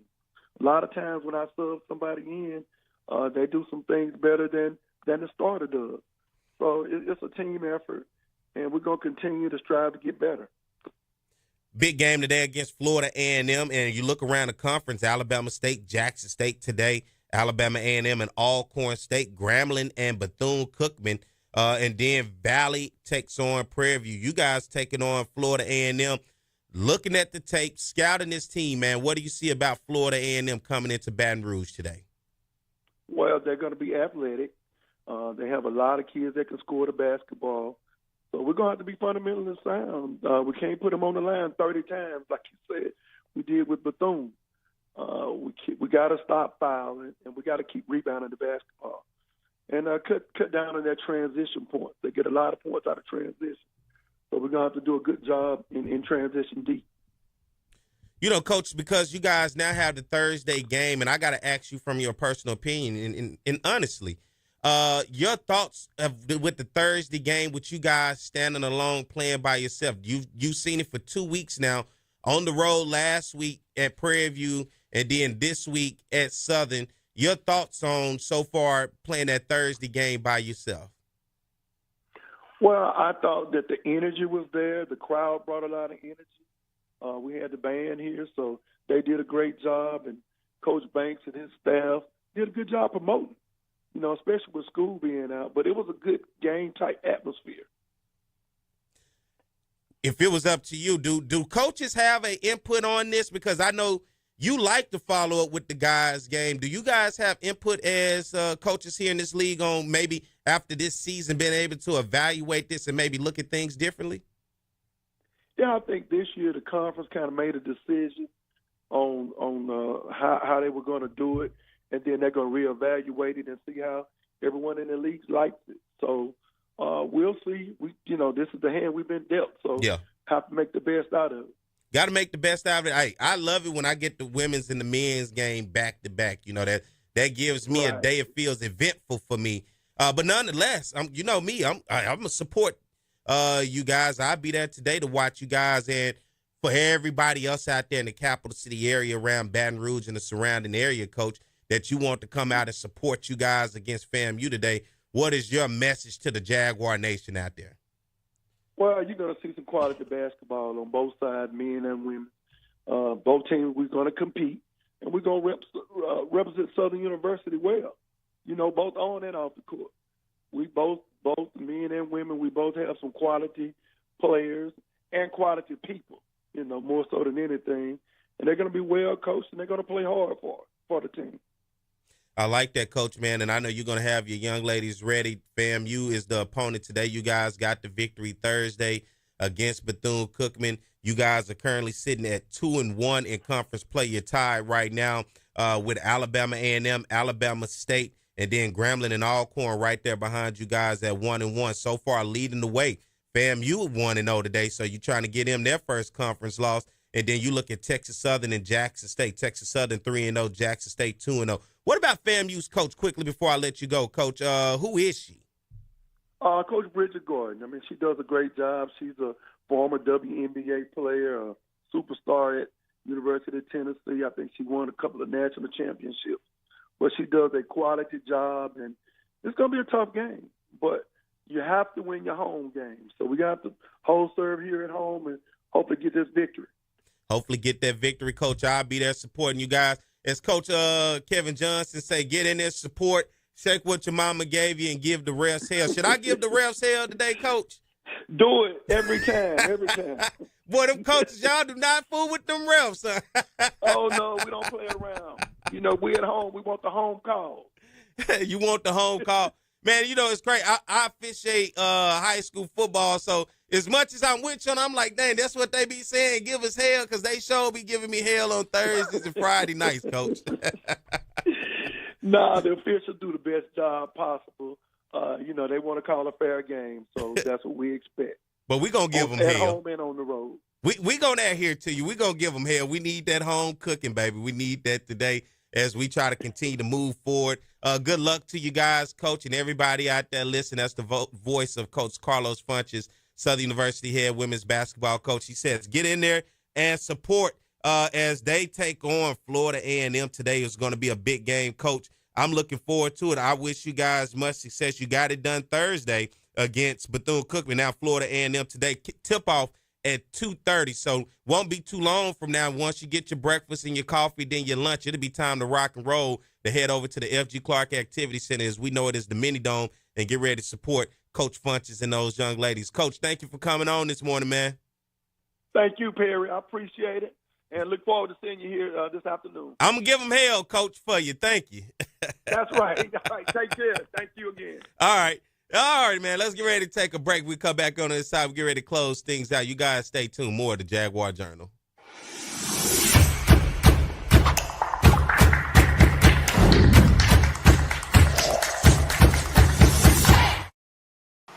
It's On the Yard Sports, and I'm Perry White, and what I need for you to do is go follow and subscribe to our YouTube, Facebook, Instagram, as well as Twitter right now. Talk about offense, we talk about Southern, and it begins with their passing game. Tom, beyond potent, we're talking about high octane, we're talking about fast break, we're talking about 41 points a game, some 500-plus yards since Terrence Levy has taken over this offense. Because that young man doesn't drop any ball. With the legacy that you started here, you got to feel happy to see it continue on with Doug Williams. Ball now back at the 22-yard line. Levy, no pressure at all. Touchdown, Ingram. The Bayou Classic. Levy on a first and goal play. Throws a touchdown. Grambling comes with a blitz. Levy steps in the pocket. And his pass is caught. One-handed grab. Sort of in the middle of the road of the SWAC, but immediately they jump on the Jackson State defense. And here's Levy rolling out. And the pass is caught. Ball is at the 31-yard line. Again throwing the football downfield. Oh, and his receiver Hayes makes the catch. See you later. Touchdown, Southern. If you're going to get, I got some free tickets. Look out for it, brother. going downfield. Oh, and what a play by Southern. Score. He's played a lot tougher ever since.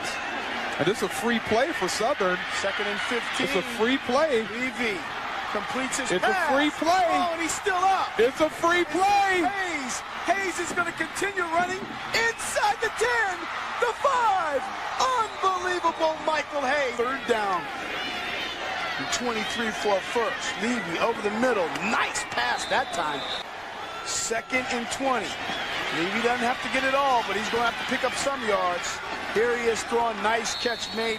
Receiver, Michael Hayes. There he goes.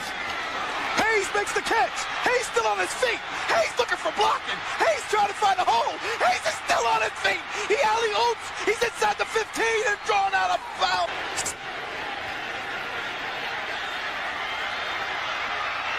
Touchdown. The backfield. Plenty of time for Levy across the middle, has his man at the 15. I don't know if you want to break the spirit of Terrence Levy or not. Here he wings one wide open down the middle, and a one-handed grab made. The way. 3rd down in 4. And here's Lewis off the catch. Lewis still on his feet, and Lewis is streaking down the sideline. Touchdown. So they move back 5 yards. All right, we are back. It is the Jaguar Journal. Good morning, everybody. It is 8:48 a.m. I hope you guys have enjoyed the show this morning. Of course, I am Perry White. Hello to everybody out there in Baton Rouge this morning across the capital city area on 107.3 FM Talk Radio. Glad to have you guys with us and everybody on our YouTube channel. Man, as always, love the support that you guys give us on there. Hit that subscribe button if you have not done so already. And on our Facebook page, we have people watching on our Facebook Live across the various groups and pages. Man, good to have you guys. Go follow us on our Facebook page as well. Hit that like and follow button, man. Good to have you guys. Want to thank Coach Kevin Johnson, head men's basketball coach at Southern University, coming on talking to us today about their matchup against FAMU. Tip-off at 5 o'clock. And as well as on the women's side, Coach Carlos Funches, head women's basketball coach at Southern. Their tip-off at 2:30 today against FAMU. I know Southern on the men's side taking on FAMU today, but I'm telling you, that game Monday against Reggie Theus and Bethune-Cookman is the game I have circled. I have had that game circled for a long time. Southern went 0-3 against Bethune-Cookman last year. The moment I saw that Bethune-Cookman team, I said that team's special. That team was really good last year. And right now that the way Reggie Theus is, and, I believe they're going to be really decent this year. I'm not going to say really good. I think they're going to be really decent in SWAC play. Monday is the game I'm looking forward to seeing with Southern and Bethune-Cookman. But, of course, we got to take care of today's opponent in FAMU. Can't let the Rattlers come in here and steal one. So we look past the Rattlers. We get the Rattlers, then we look past them, then we go to the Wildcats on Monday. That's one I'll be paying attention to. How about the college football playoffs, ladies and gentlemen? Anybody been paying attention to that? Right? You've been checking out the games and everything else that's been going on. Last night, Ohio State taking on Texas. This game was back and forth. Texas trying to close the gap late in the fourth quarter, right before the 2-minute warning, and gives it away. Ohio State, with the turnover, takes it back for a touchdown. Ohio State gets the victory over Texas, 28-14. And then they take on Notre Dame, who played Penn State on Thursday night in a really good game. And watching Notre Dame, they look like a really good coach team. And I know a lot of people, I have been a Notre Dame fan for a long time. I told you there were certain schools that I wanted to go to when I was picking colleges. I was accepted to Notre Dame. Notre Dame and Auburn was the two schools, right, that I was looking at. I wanted to be War Eagle during those times when I was growing up. Tommy Tuberville, Jason Campbell, Cadillac Williams. You know how it go. Football is the front porch to any school. And so when you're watching those sports, it ultimately turns you into a fan and ultimately says, you know what, I want to go to that school. That's why it's so important to win games. That's why it's so important to use your branding and marketing, because just like how I fell in love with Auburn, it was because of their football program during the time in which I was coming up and what they were doing at that time. But on the other side, I grew up Notre Dame fan, of course. Growing up in Chicago, I've been to South Bend. I've been to Notre Dame's campus. It was a school that I wanted to go to. I am Catholic, too, by the way. So, I have my rosary. I say my Hail Marys. May not have been a confession in a while, but, it's okay. I'm trying to live the best life that I can rightfully so. But other than that, how about the Fighting Irish getting it done? They have not won a national championship since 1988. That's been 30-plus years. So looking at the other side of it, can they get it done this year? Coach Marcus Freeman has this team looking really good. The way they've done it, 27-17 victory over Indiana, 23-10 over the Georgia Bulldogs, who, of course, without their quarterback Carson Bett, who just is committed to the University of Miami. And then in a hard-fought win against Penn State on Thursday night, getting it done 27-24. Notre Dame has advanced to a national championship. Of course, the last time we saw them in one, they took on Alabama. What was that, in 2013? It just completely got wiped off the field against Nick Saban in Alabama. And, of course, Nick Saban now going into the Hall of Fame, found out yesterday. But this game is going to be next Monday, and we're going to talk a lot more about it, Ohio State and Notre Dame next Monday. But I like what Coach Marcus Freeman has done with this ball club. They looked really well in terms of coached, and right now they're playing some good defense, and on offense they're doing what they need to do. Very physical team. And, you know, as much as they saying Marcus Freeman is the first African-American coach to coach his team into the college football national championship, you know, he is biracial. His mom and dad aren't both black. His mom is Asian. His dad is black. So, you know, he makes sure he lets that know. But I guess by his appearance, you know, hey, let's be real.